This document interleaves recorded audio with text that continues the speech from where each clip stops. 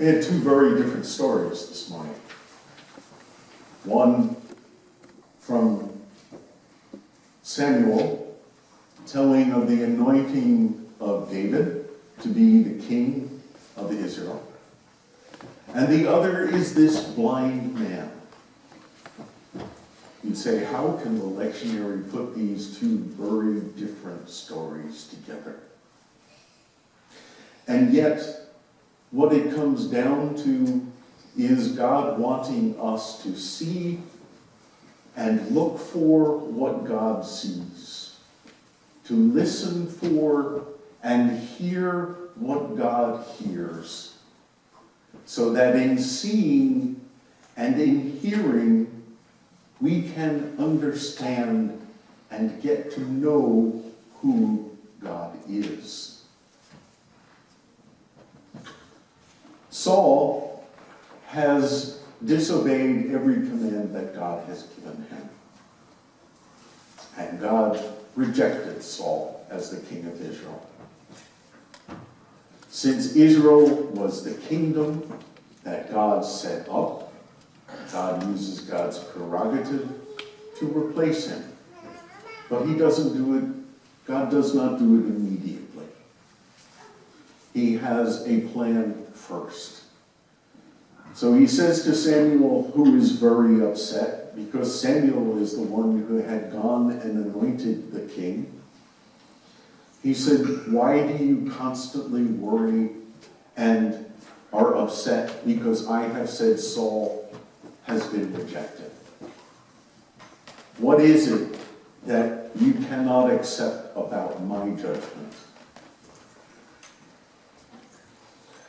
Samuel, take your horn of oil, take the oil, and I will send you to the house of Jesse in Bethlehem, and you will anoint one of his sons to be the next king. And we read the story together, and we know that all of the sons pass in front of Samuel. And Samuel initially looks at their outward appearance, especially the oldest one, Eliab, and said, surely, this one is God's anointed. The oldest son is someone who God will pick. He's tall, he's strapping, he's very regal in his appearance. God says, no, not him. And then comes Abinadab, and then Shammah. And 4 more sons come before Samuel. And each one, God says, no, not that one, not that one, not that one. How many times sometimes do we want to sit and say, here are the options, God. Here's what we want to do. We want to revitalize this church, and here's the list of things we want to do. And one by one, we don't see fruit on those things. And it's as if God says to us, no, not that one, not that one, not doing that. That's not going to work. God says, Samuel, you need to find out there's more sons of Jesse. So he asks Jesse, do you have any other sons? Yeah, there's the youngest one. You know, he's good for nothing. He's out taking care of the sheep. He's the least of my sons. Call him. We got to see him. And the minute David walks into the room, God says to Samuel, that's the one. Anoint him. And the Bible doesn't give us the dialogue that probably went through Samuel's head when he looks at the appearance of David, who is supposed to be handsome and very healthy complexion from being outside working as a shepherd, but probably diminutive in stature, short, not as big as his other brothers. If I can say it this way, with respect, the runt of the litter, right? And God says, no, he's the one. This is the one who will be the king of Israel. Get up, anoint him. Because I look at what's in that young man's heart. Now, all these years later, you and I know that David's heart was not so pure. We certainly know about the story of David up on his rooftop when he's the king and he sees Bathsheba and he lusts after her and wants her to be his wife so that he has Uriah killed. But that all lies in the future. All of us are imperfect vessels that God uses. None of us is going to be absolute perfection. Certainly not in this life. But God has that message for Samuel to say, I see something you don't. I know what's in that man's heart. And he is my designate. He is the one I want to be leading this nation. And then we come hundreds of years later, and Jesus meets this man who is blind, sitting and begging and wondering what he is going to do. And he's heard talk about this man, Jesus, that there is something to this special prophet, this rabbi, this traveling man who is working miracles. He's healing people. He's teaching new and different things. And he hears that this man is coming close by.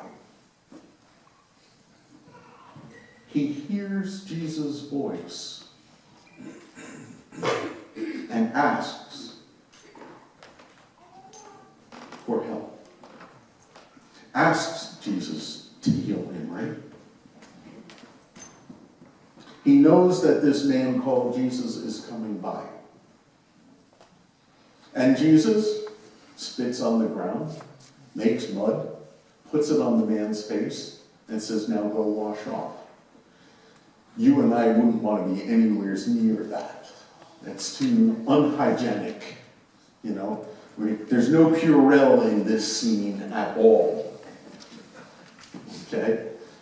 It's mud, it's unadulterated spit from Jesus' mouth.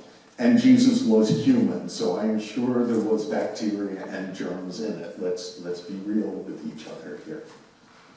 But it is the fact that Jesus tells him to do something, and he then follows and goes to do it.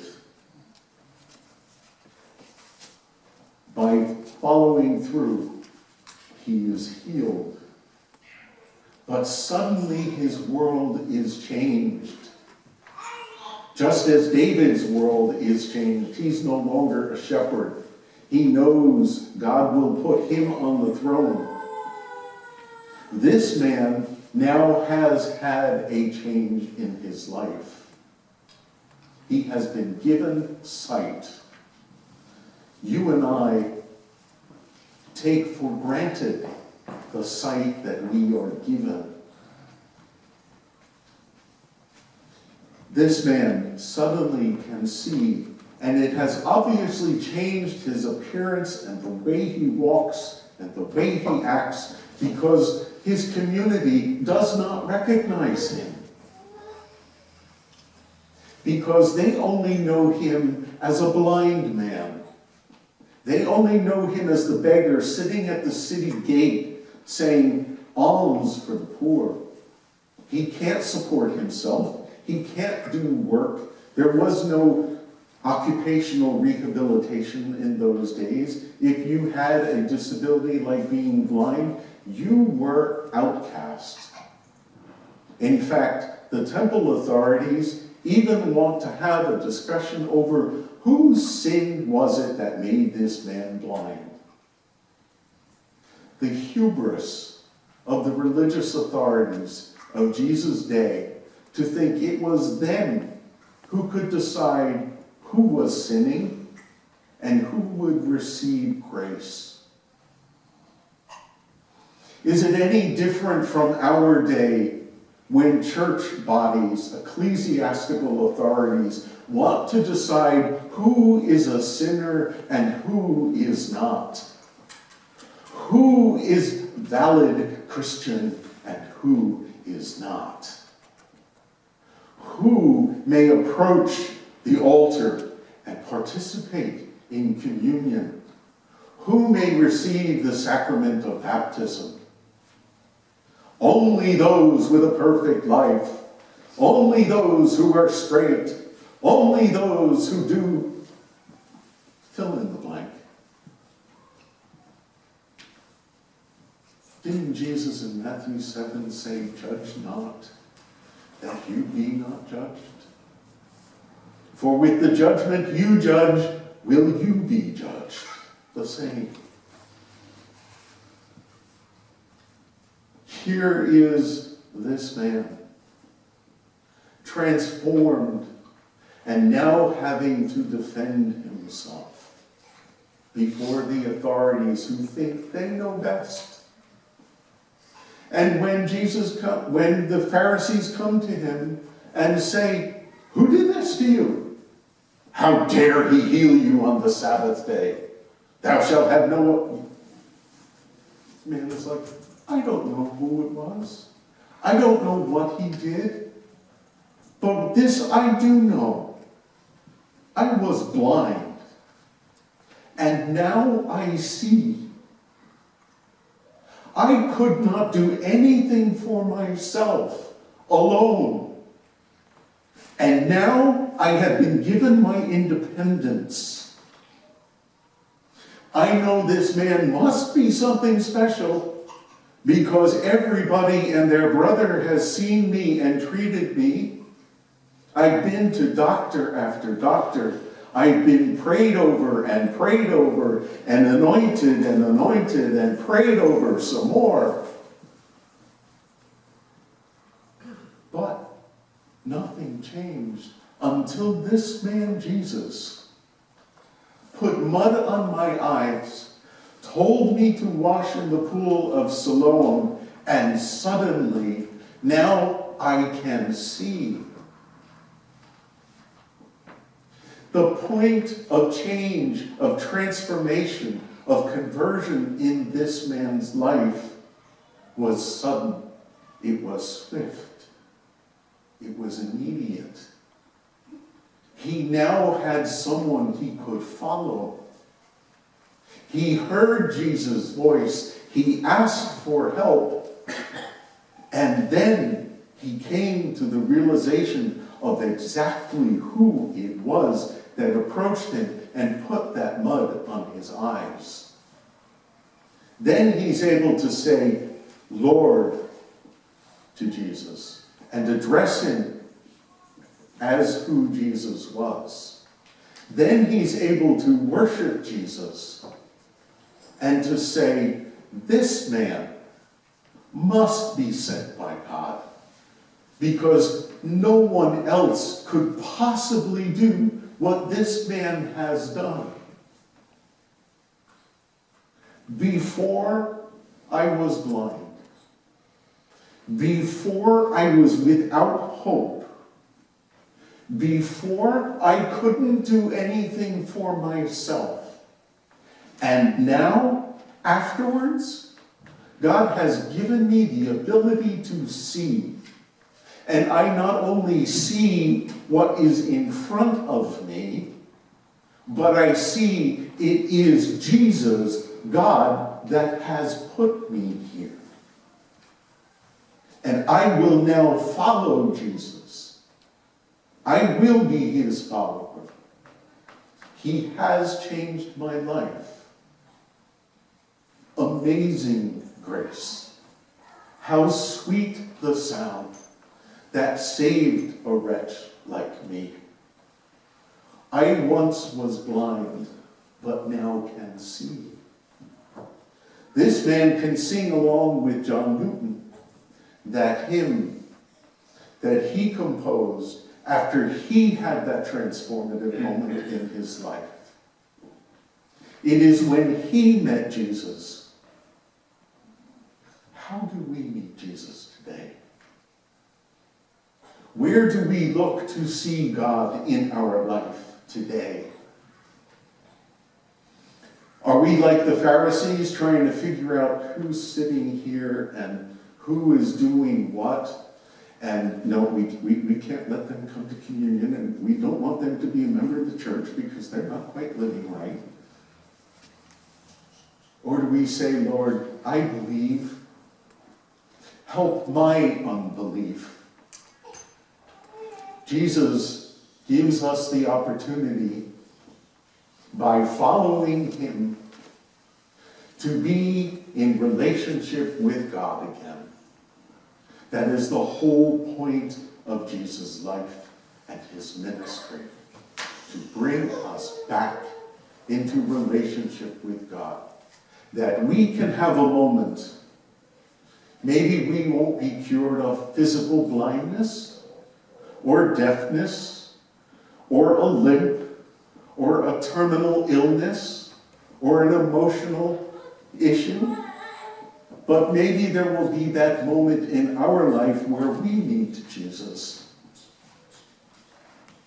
And we're able to say, I once was not able to do this, but now I can. I can see. I can hear.